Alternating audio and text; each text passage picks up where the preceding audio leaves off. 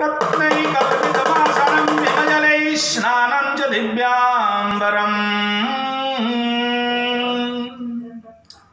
रत्नैकल्पितवासनं हिमजलैः स्नानं च दिव्याम्बरम् नानारत्नविभूषितां मृगमदां मोदाङ्कितं चन्दनम् जाति चम्बकबिल्वपत्ररचितं पुष्पं च धूपं तथा दीपं देवदयानिधे पशुपते हृत्कल्पितं गुह्यताम् सौवर्ण्येन वरत्नखण्डरचिते पात्रे घृतं पानकम् शाकानामयुतं जलं रुचिकरं कर्पूरखण्डोज्ज्वलम् तम्बूलं मनसा मया विरचितं भक्त्या प्रभो स्वीकुरु छत्रं चामरं यो युगं यजनकं चादर्शकं निर्मलम् वीणाभेरिमृदङ्गकाहलकलागीतं च नृत्यं तथा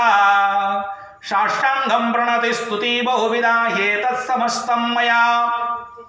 संकल्पेन समर्पितं तव विभो पूजागृहाण प्रभो आत्मा त्वं गिरिजामति सहचरा प्राणशरीरगृहम्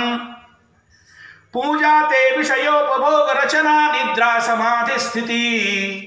संचार पदयोपदक्षिण विधि स्तोत्राणि सर्वागिरो यद्यत् कर्म करोमि तत्तरखिलं शम्भो तवाराधनं